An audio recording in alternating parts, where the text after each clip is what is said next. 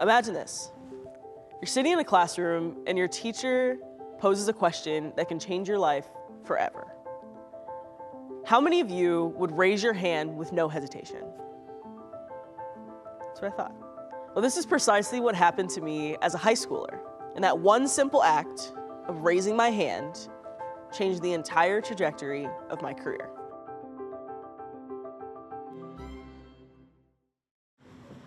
So my mom always told me to always sit like in the front of the class. This is where it all began.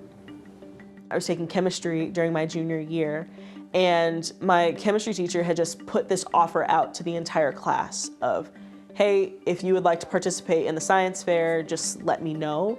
And if I could get a show of hands, that would be great, so I could identify, who to double back to.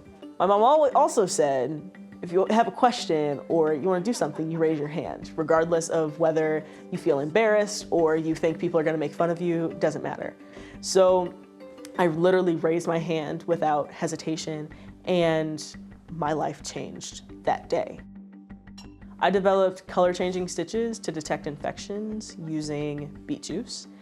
And the whole purpose here is to create an equitable medical solution for our most vulnerable communities, most susceptible to surgical site infections. I spent Fridays after school in this lab working on my project for about 6 months straight.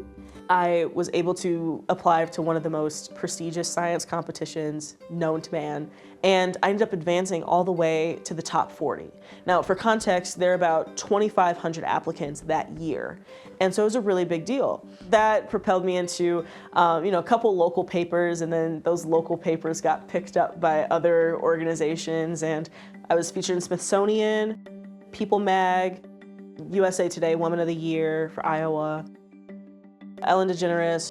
Dasia! Ellen!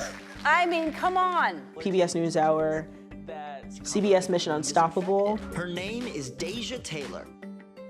I still maintain that I'm a very humble person, so it's actually pretty difficult for me to talk about this type of stuff, but I've had quite the journey to only be 20. We're amazing.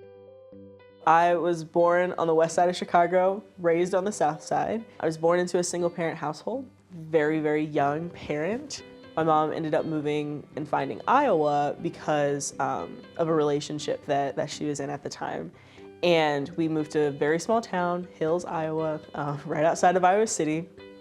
And that relationship ended up failing, and we ended up staying here. There's not much going on in Hills, Iowa, not very many people around, certainly not very many people who looked like me. And so I spent a lot of that time by myself, in a sense. I would find peace with my thoughts and would pursue any sort of hands-on activity. I've always embraced being a nerd in some sort of capacity, and I've always been a smart kid. I've always been curious, and I've always wanted to make learning fun for myself. But now that I have the platform to do that for others, it blends very well. The common denominator throughout everything that I do is this want to change the world somehow, whether that's through my invention, like an actual medical device, whether it's through giving back and being a mentor to the next generation. I enter a lot of spaces that are not historically meant for me. That's just a fact.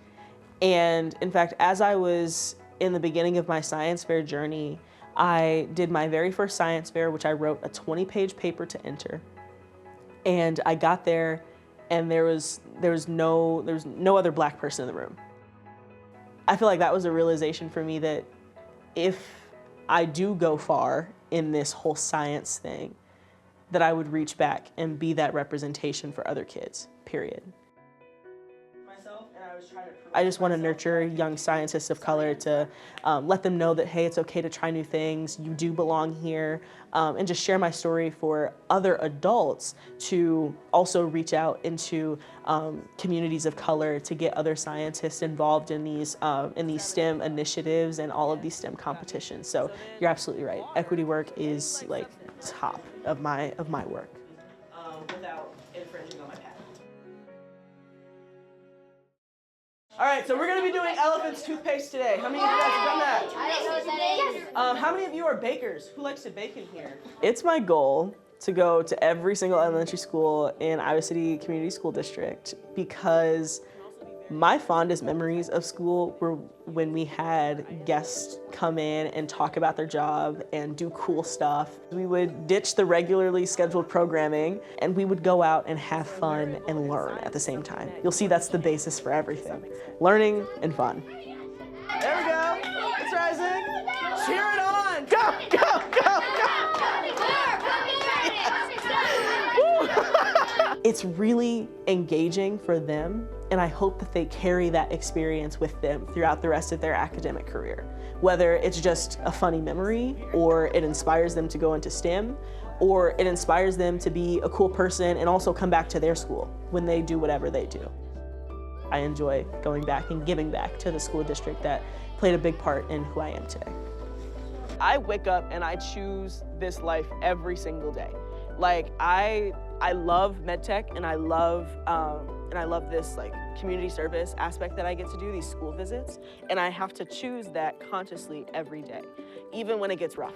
And when it gets rough, I mean, like sometimes I fall out of love with medtech. It gets hard. There are very big words that you like have no idea how to pronounce or say. There are very big, intimidating people in this world that I have to face. If you really want what you're going after, you're gonna have to find a way to get through it, get over it, and get back on track. This one is a book that I am featured in.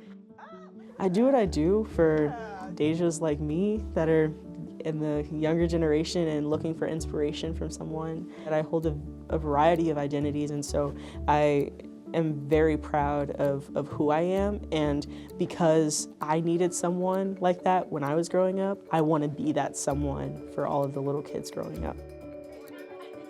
Honestly, I want them to take away the same sentiment that I received from my mom, and that's you can do anything you put your mind to, period. I want to embark on this journey together, because truth be told, the world is waiting for your contribution, your vision, your invention. And in light of that, we can all become beacons of hope, sources of inspiration, and catalysts for change.